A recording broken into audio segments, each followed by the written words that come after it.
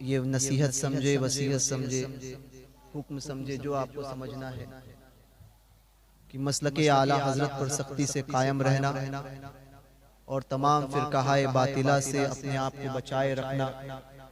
साथ साथ एक अहम पैगाम कि अगर आप हालात को बदलना चाहते हैं, सबसे पहली बात तो ये है कि सच्चे आशिक रसूल बन जाओ और अपनी औलाद को सबसे पहले हुजूर की मोहब्बत पिलाओ। और हुजूर की हदीस पाक है कि अपनी औलाद को 3 चीजें सिखाओ, मेरी मोहब्बत, इल्मे कुरान और मेरी आल की मोहब्बत। तो अपनी औलाद को हुजूर की मोहब्बत का दीवाना बनाओ, सुन्नियत पर मजबूती से अपनी औलाद को, अपने आप को कायम रखो, जिसे इस दौर में हम मसलके आला हजरत के नाम से याद करते हैं। बेशक मजबूत सुन्नी, मुतसल्लिफ सुन्नी बनो। हर वहाबी, देवबंदी, रावजी, खारजी, सुलह कुल्ली, हर बातिल फिरके से अपने आप को बचा के रखो। ये पहला काम आपको करना है। सबसे पहले लोग दुनिया को पहला दर्जा देते हैं, मैं कहता हूं दीन को अव्वल दर्जा दो और दीन के सदके में दुनिया को दूसरा दर्जा दो। दीन को अव्वल दर्जा दो और दूसरा काम इसके साथ साथ अपनी औलाद को बेहतरीन तालीम दो, दीन की भी और दुनिया की भी। समझे, आप चाहते हो कि हालात को तब्दील करना, तो आपको अपनी औलाद को पढ़ाना पड़ेगा। हमारे नौजवानों का आलम यह है कि अब हमारे माशरे का आलम यह हो गया है कि जहां गंदगी होती है वो समझ में आते हैं कि वो इलाके कौन से हैं। जो निस्फ सफाई, निस्फ ईमान है, आधा ईमान है, वो सफाई जिस दीन का हिस्सा है, वही सफाई हमारे इलाकों में पाई नहीं जाती, ना इलाकों में ना घरों में। दूसरी चीज कि हमारी औलाद को हमने आम तौर पे रास्तों पर छोड़ दिया। रात के 2-2, 3-3 बजे तक, 1-1 बजे तक हमारे बच्चे बाहर घूमते हैं। माँ बाप ये पूछते नहीं है बच्चों को कि अपनी औलाद कहाँ जा रही है। और आप कहोगे कि इनकलाब पैदा हो जाए, तो ये होने वाला नहीं है। दूसरों को किसी चीज का दोष देने से बेहतर है कि हम अपने हालात को सुधारें, कि ऐसा हुआ इसलिए ये मामला हुआ, इसलिए ये सारी चीजें अब छोड़ दो। अपने आप के अंदर तब्दीली पैदा करो, सीखो, बेहतरीन तालीम हासिल करो।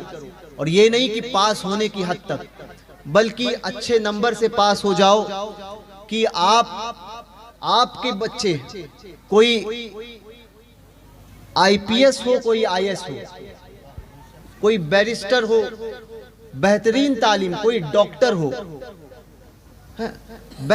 हर शोबे में आपकी औलाद, आपके नौजवान हो। अगर आप अपने आप के, अपने मुस्तकबिल को बदलना चाहते हो, तो हालात को अगर आप बदलना चाहते हो, दूसरों का रोना रोकर कोई फायदा नहीं है, अपने आप को बदलो।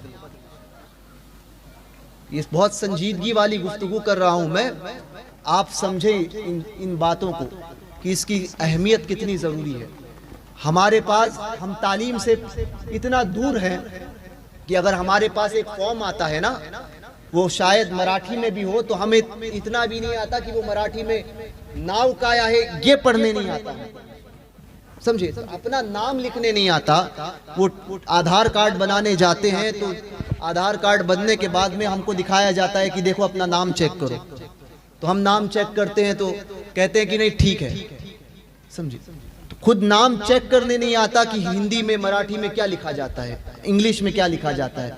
और फिर जब बनकर आता है तो फिर एफिडेविट लेकर भागते हैं कि नहीं हमारा नाम तो ये है और इसमें ऐसा है, तो इसने ऐसा कर दिया। और फिर कहते हैं कि इसने किया और उसने किया। आपके सामने जब चेक हो रहा था, चेक करवाया जा रहा था, तब आपने क्यों नहीं इसको तंबीह फरमाई। ये चीजें मैं कहना चाहता हूं, तालीम पढ़ो, वेल एजुकेटेड बनो, समझे। आप जब तक तालीम में आगे नहीं बढ़ोगे, आप अपने मुस्तकबिल को नहीं चेंज कर सकते। और तालीम में आगे, ये भी कह रहा हूं कि तालीम, अच्छी तालीम हासिल करो, मगर अकीदे को मत छोड़ो, समझे। ऐसी तालीम कि जो तालीम आपने आला तालीम हासिल कर दी और सुलह कुल्लियत को अपनाया, ये तालीम आपके कोई काम नहीं आएगी। बेशक अकीदे में मजबूत रहकर कि अपना अकीदा, अपना तशक्कुस जो है वो बरकरार रखकर जो है वो बेहतरीन तालीम हासिल करो। अच्छी तालीम, अच्छा पढ़ो लिखो, अपनी औलाद के ऊपर तवज्जो दो कि हमारी औलाद क्या कर रही है। मोबाइल दे दिया हमने कभी उसके तरफ तवज्जो नहीं की कि हमारी औलाद, हमारे बच्चे मोबाइल में क्या देखते हैं। तो इन सब चीज़ों की तरफ गौर करो।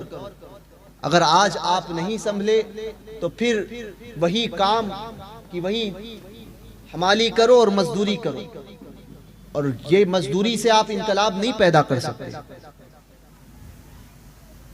हर फील्ड में, हर शोबे में आप का होना लाजिम है। जब आप पढ़े लिखे रहोगे तो आपको समझ में आएगा कि कौम का दर्द क्या होता है। तो अपने कौम को आगे बढ़ाने के लिए आपका और आपकी औलाद का पढ़ा लिखा होना ज़रूरी है। इन नौजवान बच्चों के मुस्तकबिल को अगर संवारना चाहते हो तो आधी रोटी खाओ, एक वक्त का खाना कम खाओ, मगर अपनी औलाद को अच्छी तालीम दो दीन के साथ, दीन को पहला दर्जा। उसके बाद में उसको अच्छी तालीम दो, बेहतरीन इंसान बनाओ उसको, वेल एजुकेटेड इंसान, ऐसा कि लोग देखकर कहे कि हाँ ये हमारी बात को आगे पहुंचा सकता है, ये हमारी बात को हुकूमत तक पहुंचा सकता है। अल्लाह तबारक व तआला कहने सुनने से ज़्यादा हमें अमल की तौफीक अता फरमाए। दौरान गुफ्तगू अगर कोई गैर शरई कलिमात मेरी ज़बान से निकले हों तो मैं तौबा करता हूँ, और मेरी किसी गैर शरई बात पर आपने भी हामी भरी हो तो आप भी तौबा करें। पढ़ें अस्तगफिरुल्लाह रब्बी मिन कुल्ली ज़म्बि व अतूबु इलैहि ला इलाहा इल्लल्लाह मुहम्मदुर रसूलुल्लाह सल्लल्लाहु अलैहि वसल्लम।